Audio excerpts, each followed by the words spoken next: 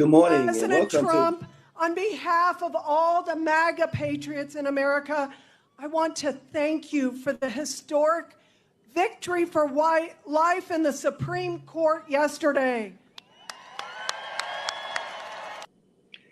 They are taking us, or trying to take us back to the future. The Supreme Court not only abolished rights that was afforded through Roe versus Wade in America, but ended any semblance of racial tolerance in the United States. Former President Donald Trump's "Make America Great Again" cry proved an easy to read between the lines moniker, but even that stood as just a dog whistle until now, as you saw Republican Rep. Mary Miller telling the crowd that "I want to thank you," talking to Donald Trump, "for the historic victory for white life in the Supreme Court." Running for re-election in the 15th Congressional District, Miller received an invite from the former president to speak.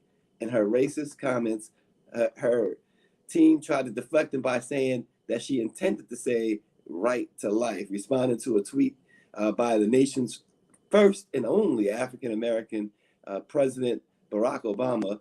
Senator John Cornyn, the Republican out of Texas, said, "Now Du Plessis versus Ferguson and Brown versus Board of Education. The sheets have come off for sure." Let's discuss this morning with Rashonda Tate Billensey of the Defender Network, and of course, our very own, the attorney extraordinaire, Robert Tarver from the Tarver Law Firm in New Jersey. Good morning. Good morning. Well, you know what, Rashonda, I'm going to go to you first before we get this great legal mind to really set things straight here. But obviously, you saw it like everyone else when this came down last Friday. What was your immediate reaction, Rashonda? You're muted, Rashonda. It's early. I hadn't had my coffee. My apologies. I was looking, we're taking a step back in time. Unfortunately, our grandchildren are going to have to fight for rights that our grandparents thought they had already gotten. And, this was Donald Trump's, this was why Republicans who could not stand Donald Trump. I think that's what a lot of the Democrats fail to understand. A lot of them don't like Donald Trump, but this is why they supported him. This was why they stood behind him. And because ultimately they wanted a conservative Supreme Court, and they got it. And this is the result. Yeah. And Attorney Tarver, we talked about for a long time, we've been talking about the other rights that were jeopardized once this decision came down. Can you speak a little bit about this and the boldness now in which the conservatives are putting forth the agenda? Yeah, sure. This is a long time coming. And the decision that came down from this court is based on saying that there are no privacy rights that are specifically laid out in the Constitution. But the rights to privacy, which are the rights to marriage, the rights to procreation, contraception, the rights to marry whoever you want, those are rights that they say don't exist. And they're rights that they say were created. Well, the fact of the matter is the only right to privacy that's mentioned is basically in some of the First, Fourth, and Fifth Amendments. That's a whole different issue. So what the court said is, look, if it's not in the Constitution, and if it's not specifically referenced by history, it's not constitutional. The problem is that opens the door for so many different things. It opens the door for gay marriage. It opens the door for contraception. It even opens the door for cross-racial marriage, interracial marriage. We don't know where this is headed legally, but we do know where this is headed politically. And the doors have been opened for them to move forward and eradicate all of the gains of the last century. Well, excuse me. It was interesting you say that, Attorney Tarver, because one of the things that Justice Clarence Thomas stopped short of was Loving versus Virginia, right? And why is that, Attorney Yeah, Tarver? Loving versus Virginia, the case which basically says that there can be interracial marriage in the United States, and it's protected by the right of privacy. Well, the distinguished jurist himself is involved in interracial marriages with Miss Jenny, and obviously he's not going to cite that because that would basically blow up his own spot, so to speak. But the fact of the matter is that's on the table too. And they would argue, they would say, look, there's a 14th Amendment racial aspect to that, so that's protected. But the fact of the matter is, what you're seeing from this court is the ability to rationalize what they choose to rationalize along legal bases. And for people who don't know, you've always been able to do that. Any court has always been able to do that. There is no right answer or wrong answer. In the law, you can justify just about anything you want to be justified. And the fact that this court with the right bend has decided to move toward a bend of taking away rights as opposed to expanding them as other courts have done. Yeah, superstar actor Samuel Jackson tweeted, "Uncle Thomas, what's next, Uncle Thomas? Loving versus Virginia."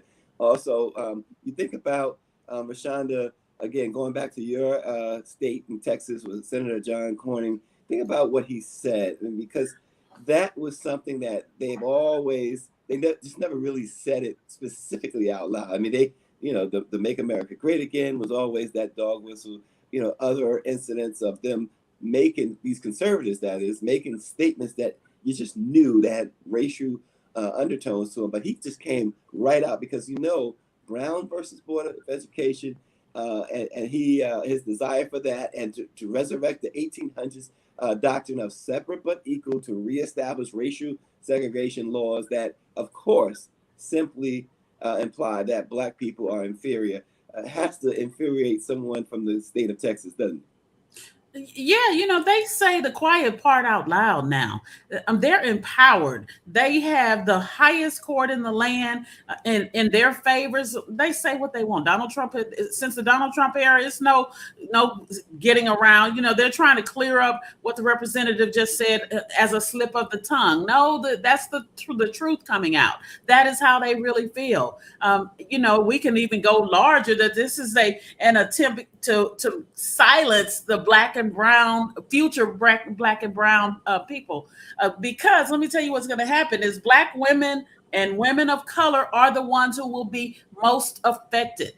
Many women are going to seek abortion regardless. They're still going to get them. It's going to boil down to wealth. That's where the difference will be made, and who can afford to go. Here in Texas, our the nearest place that you can go to get an abortion is going to be St. Louis. Well, that means that's at least a day drive. That is, you're going to have to go travel there. You have to have transportation. You have to stay overnight in the city, and you have to receive health care in this place that was otherwise unavailable here in our city. And Black and brown women are going to suffer from that. Yeah, Attorney Tarver, again, you think about all of the rights that are now jeopardized. Clarence Thomas also did something, or said something, or wrote something really, really deadly, dangerous, I should say. He mentioned, he called up the old Dred Scott case. How significant was that? Well, look, we know what's going on here.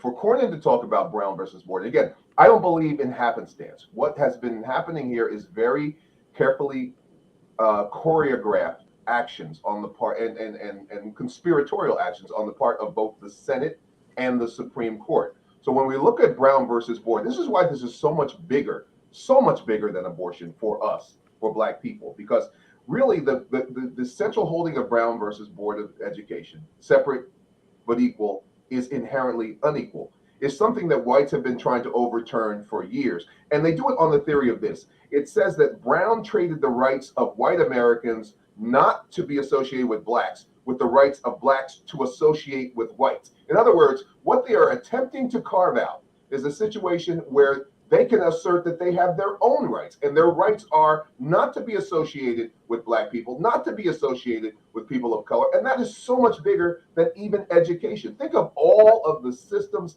provisions of services throughout the United States where we have been able to make inroads of coming together. We can be systematically excluded under that theory. And we have a court that would be very sympathetic to that, as we see right now. So this is really a much bigger issue than just Roe versus Wade. There's a promise, though, with Roe versus Wade, because it's the one case that has the potential of uniting Blacks and whites together in an effort to try to overturn some of these conservative moves. Yeah, we're seeing protests around the country, including in California, where actress Jodie Sweetin was thrown to the ground by police officers in protesting this decision. Rashonda, I want to go back to Clarence Thomas again, because during our convention last week, the NMPA's celebration of the 195th anniversary of the Black Press, Someone's yelled out, and almost thought it was you, who said about Clarence Thomas, "I want to know who hurt you." Right. You know, the decisions that he made, it's almost like he has a personal mission to prove how non-black I am, how many issues that I can support that will hurt black people. Uh, you know, just the fact that now you're going to talk, you voice the fact that you're now going to look at that you would like to look at contraception and gay rights, gay marriage. I just think that black people who sit home and who say, well, I really don't believe in abortion, so I'm just going to sit this fight out, which we see that a lot in the black community.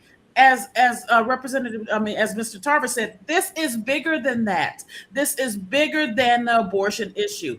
And that's where black people fail so many times. And when it comes to elections, we get into a single issue and we let that drive our decisions. And then we have situations like this where other things are on the table. But yes, I said that about Clarence Thomas. Who hurt you? Because brother got some issues.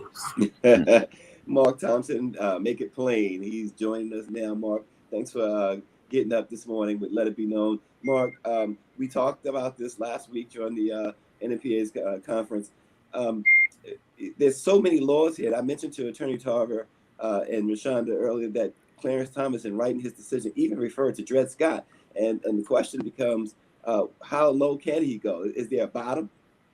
Well, first of all, honored to be here with you all this morning, and very honored to have been a part of the celebration of 195 years of the Black press at the convention in New Orleans. Clarence,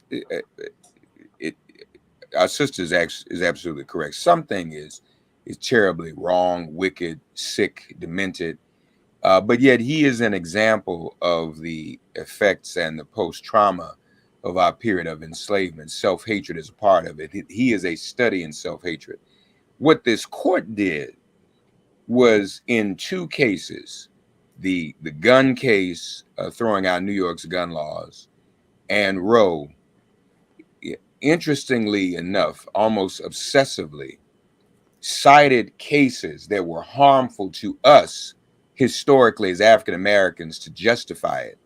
It's almost it's I think it's even more than, as our sister said, I agree, but I think it's more than Clarence Thomas and the court trying to see how anti-black it can be. It's almost a form of white supremacy or racist pornography they're obsessed with. What is it about the Dred Scott decision that has to do with guns and gun laws? What is the fixation? Let's unpack that for a moment. In Clarence Thomas's writing, in his decision, in his conclusion, he says because Judge Roger Taney, who was the Chief Justice at the time of the Dred Scott decision, because he said that the Second Amendment is meant for all citizens, then African Americans can be citizens because they have to have the right to have guns. How do you go to that? Who even knew about that? Most of us know about the Dred Scott. I didn't been to law school, but I challenge anybody in law school to talk about a class they went to where the Dred Scott decision was cited in any research on gun cases. So who even looks for that needle in a haystack? That means they obsess over that kind of thing. Then you get to Roe, and the decision is, well, Plessy was so bad. Roe is also so bad. While Roe is absolutely the opposite of what Plessy was, Plessy made separate equal, which ultimately Brown struck down as being inherently unequal. Roe made women, it didn't make women unequal. It made women equal by giving them the right of control over their own bodies and taking out of the control of men. So they go to cases about us, and it ought to be clear to us, to all of us, that they're not finished.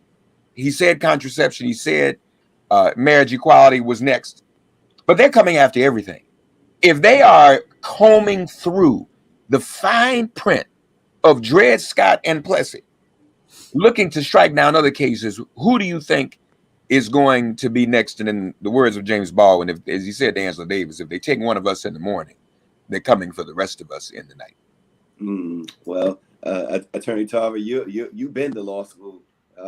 You are, a decorated attorney. You can respond there to Mark Thompson. Well, hallelujah. That's my response. The fact of the matter is realistically this. There is a multi-tiered strategy. And Mark is completely right. They dug into it's very perverse that they would actually dig into those cases which stand for racial injustice to be able to create justice for a group of conservative white Americans. The gun case is a really interesting issue too, because the fact of the matter is that this court has been willing to overlook what they would call historical precedent in order to create what they want, but to argue the historical precedent controls. Gun case. Why is that no one ever argues about the first part of the Second Amendment, which says a well-regulated militia?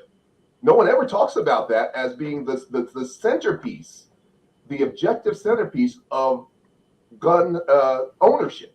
But they pass over that and say, no, we're not going to deal with that. The fact of the matter is it applies to all people. Well, look, the bottom line to this whole thing is this. There is a conservative mentality that's going to allow for guns. It's going to allow for separate but equal. It's going to allow for the elimination of privacy rights based upon a pseudo-Christian mentality. And this is where this court is headed along with this Congress. Well, Rashonda, go ahead, Mark. We'll go to Rashonda afterwards. Now, Brother Tarver, though, just brought up another point that's very, very important, though. And what they don't realize they've done by citing Dred Scott in the gun ruling and what Taney said, Taney confirms and validates what he's talking about in terms of the Second Amendment. See, what this nation refuses to acknowledge. And again, I invite people, as I said on this show last week, Professor Carl T. Bogus. Google him, folks, The Hidden History of the Second Amendment. The Second Amendment was created to prevent slave insurrections. We were overthrowing the plantations. It wasn't the right to keep and bear arms against the British. Patrick Henry argued we need to keep these guns because these Africans are overthrowing our plantations. Taney says in Dred Scott, if we treat them like citizens, they're going to have guns. So Taney knew that and upheld it in the Dred Scott decision. They didn't realize by unearthing that further confirms, to borrow Brother Tarver's word, the perverseness of the Second Amendment in the first place. But it doesn't matter, because what they've also done is they have set up a system where black men are so criminalized that they can now not be in a position to even engage in gun ownership. So we can't even engage in legitimate gun ownership. Day after day after day, as I walk into the courts, I see young black men pleading guilty to simple and stupid offenses which disqualify them from being able to ever own the mechanism of their own protection, which is a handgun or a rifle. And this is conspiratorial. It's not happenstance. Wow. So, Rhonda, one of the things, in fact, it was Mark Thompson who first brought this news last week about the Miranda rights at the convention last week. That's something else. They've taken a proverbial wrecking ball to the Constitution, this court. How serious, talk about the seriousness of the Miranda rights essentially being struck down. It's just another tool that they're using to silence the majority vote. Because what's going to happen is little by little, they're switching over to where they're in charge with this conservative court. And Stacey, I think black people need to wake up. And a new Associated Press poll shows a political shift. I don't know if you've heard that, according to this poll, more than 1 million voters across 43 states have switched to the Republican Party over the last year. That's detrimental when it comes to voting. We're outraged right now. We need that same outrage come November, because the courts is where they're making these decisions, not just the high court, but the lower courts that are sitting here and criminalizing black men, that are penalizing black women, that are stifling our vote. And when you do that, this is what happened. You get people like Ted Cruz and John Cornyn here in Texas, all across the country. You get those voices that are doing things like seeking to overturn our basic God-given right. Yeah, Mark, again, breaking down all the things that has happened. So of course, Rashonda mentioned voting. The NFPA announced a big voter initiative to register 10 million unregistered Black voters. Some say, Mark, that we voted in 2020. We voted in droves in 2020, and we got no return on our investment. And so there's some apathy there as well. Well, we haven't seen evidence of the apathy yet. Hopefully, there will not be, and hopefully, these rulings will mobilize our communities and others. It's a direct challenge. It's a dare, like kids you say that I double D dare you. We're going to take away your rights, and even, I mean, the Roe piece was the icing on the cake for the conservatives. But in the face of all the gun violence we're facing, the Supreme Court ruled, let's give people even more guns. You can't be more cynical than that. Now, there are a couple of things to keep in mind. When a party has a majority, it usually loses seats and power in the midterms. However, being a power in the majority, that's the key word. The majority should have power. Despite Democrats, and this is where it's very important, the mentality of voters. The Democrats have power on paper, or in the majority on paper, but have no power. What mobilizes opposition to win in midterms is their lack of power, their lack of getting things done. This could potentially be the first time that's reversed, because even though Democrats are majority on paper, the Democratic Party's constituencies, African Americans, women now, LGBTQIAs, immigrants, have no power. And it feels as though the Supreme Court almost single-handedly has made the Democratic Party constituencies feel as if they are not in a majority at all.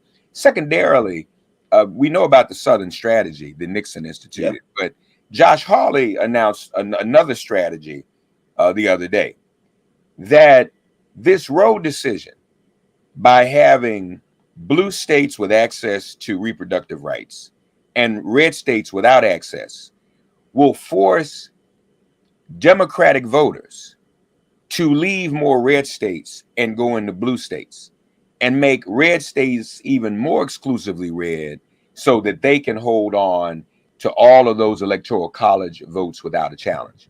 This is the master plan. What we must do is not only vote. First of all, a lot of people can't afford to move in this economy. A lot of people are going to stay where they are. But here's something that Biden could do. There's several things he could do to motivate people even more. He can make, and I think I'm right about this, need a little more research, but been in some conversations with several attorneys about this. Lloyd Austin, the Secretary of Defense, has already announced that abortion services will still be available on military bases for those in the military. But there's a possibility that President Biden could make services available to all on military bases. That's being talked about today and discussed. So there are things that can be done, but Biden has to do everything he can to let people know he cares. He's going to exhaust everything in his disposal as president of the United States. But we have got to get out to vote. And here's another thing. It boils down to white women, suburban college-educated white women. Elections are decided in America by the Black electorate and the suburban college-educated white women electorate. They went for Trump because of their own internalized depression in 2016. We hate Hillary. Hillary's not the one. We don't feel, we're not supposed to fall in love with politicians. And women tore Hillary down. They were encouraged to do so. And now the price is being paid. I hope women have learned their lesson. They seem to, because the day after Trump's inauguration, all of them showed up at the Women's March. But we hope people get that and will turn out in droves and vote up and down the ballot. Down ballot's important because this is in the states for the time being, the Roe decision and the gun decisions. It's very important that women turn out. So this is a real challenge to us. It's a dare. Yeah. Rashonda, before we went live, we were talking about Barack Obama, Senator Cornyn tweeted that racist message toward him. I think people are waiting for the former president to really stand up and assert himself into all of this. First of all, is that going to happen? And is that even important at this point? I mean, I wish, I don't know if you remember the Keenan and Kel skit with Luther, where Luther was Barack Obama's mad side. I need President Obama to bring out Luther. We tried it his way, and I respect that. I think it's so wonderful that he always takes the high road, but it's time to get angry. And if this is not an indication of what's to come, and that's not enough to make you angry, then I don't know what is.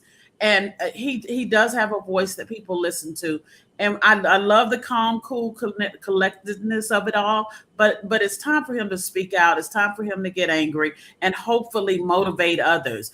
My biggest fear that come November, all of this will have died off. The anger, the outrage will have died off, and we're back to square one of not turning out. Yeah, Attorney Tarver, a group of Democratic district attorneys from around the country said that they will not prosecute anyone for abortions, doctors, patients, or anyone else going against what what this overturning of Roe means. Can that? Does the district attorneys have that type of autonomy? And what are we looking at? Yeah, they do. They have the autonomy to determine what they will and will not prosecute. Now, there's always political pressure on them to do what the law says, so to speak. It's not just Democratic governors, it's Republican governors. 6 Republican governors have said that they will not prosecute abortion type crimes in their areas. But, Mark makes a really interesting point. The Hawley statement is really, if you think about it, it is the desire to recreate the Confederacy, the red state areas where there will be different laws and states' rights that are against us. And states' rights have never favored Black people. Fact of the matter is this. I'm reminded of the Empire Strikes Back film where they said the domination is complete. There were 2 things that the Republican Party and the conservatives sought to do. Number one was to change the institutional systems of democratic process, and that's the voting system. So they were very successful in a number of states of constricting that. Number 2, they need to co-opt new and recruit new quote unquote whites, new people who are conservative, new people who are in that mold. And they've already started to do that. In your own state of Texas there, individuals, the Hispanic, the number of Hispanics who identify as both white and conservative has risen incrementally. And we're seeing a rise in Caribbean Blacks becoming more conservative, as well as immigrant Blacks from Africa and other countries like that. So, this is not going to be an easy process for us. It's not going to be easy at all, because the fact of the matter is that the deck has been constructively stacked against us for years and years, and we've been asleep at the wheel. So we've got to really wake up before November. Well, with that said, Mark, I'll give you a last word, and then Rashonda a last word on that note about waking up. Do you foresee that happening? Rashonda's made the point that she's afraid that it'll die off by November. Well, Rashonda's concern is justified because we have such a quick news cycle and a short memory, and the white community has become now as numb to gun violence as, unfortunately, we in the Black community have been for years. It's been a day-to-day reality. However, I think that, November will be here before we know it. There are going to be more mass shootings. I hate to see this inevitably, and I really do hate to say this. They're probably going to be, as a result of this Roe ruling, some botched abortions. This puts women's lives in danger. So there's going to be more death in America. These are the merchants of death, this Supreme Court. Gun violence, no access to abortion, not to mention the loss of our ability to be Mirandized. We're going to see more of that. And as long as you, Stacey, and the Black press and all of us report on this, talk about this, we all have to be agents of truth and information at this moment. And all of us are eligible to do that because social media enables us to do that. We're all able to be eyewitness journalists and self-journalists. We have to continue to report on this. We have to be able to share this type of information. And as long as we continue to do that, then hopefully people will not lose in their encouragement and understand, it ain't about waiting on these politics. It ain't really about waiting on Joe Biden. You have the power.